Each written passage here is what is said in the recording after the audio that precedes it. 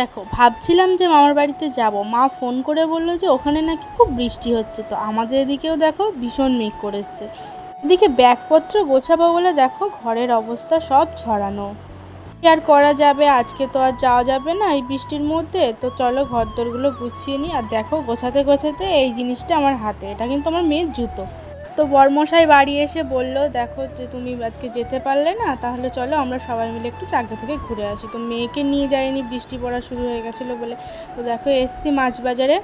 আর কত রকমের মাছ ছিল দেখো, এখানে পমফ্রেট মাছ ছিল, রুই, কাতলা, ইলিশ, চিংড়ি, রিঠে, পাবদা, অনেক রকমের মাছ ছিল। তো এখান থেকে কিছু মাছ কিন্তু কেনাকাটা কমপ্লিট করে আমরা বেরিয়ে গেছিলাম। আর এইখানে দেখো ইলিশ মাছটার সাইজ দেখো। তো স্টেশনের দিকে দেখো যাচ্ছিলাম একটা চপ নিয়ে হাতে, খেতে খেতে চা খাওয়ার জন্য কিন্তু যাচ্ছিলাম।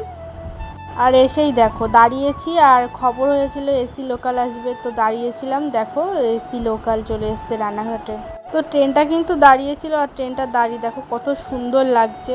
আর ফিস ফিস করে কিন্তু বৃষ্টি পড়া শুরু হয়ে গেছিলো, ভাবছিলাম বাড়ি যাব কি করে, এদিকে তো ছাতাও আনিনি।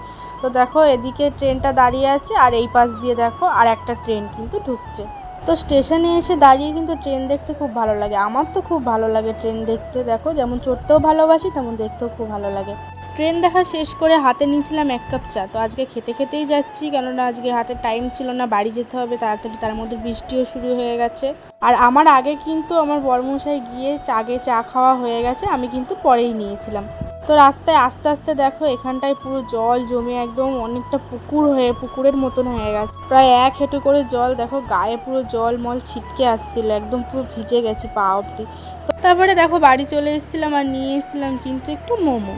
তো খাওয়া কমপ্লিট করে দেখো আজকে কিছু কেনাকাটা করেছিলাম, মেয়ের জন্য কটা প্যান্ট নিয়েছিলাম, আজকে আর কোনো জামা টামা কিচ্ছু কেনা হয়নি। তো যতটুকু পারলাম তোমাদের সাথে শেয়ার করলাম। তো সবাই ভালো থেকো, সুস্থ থেকো, এবং দেখা হচ্ছে পরের ভিডিওতে। সবাইকে জানাই শুভরাত্রি।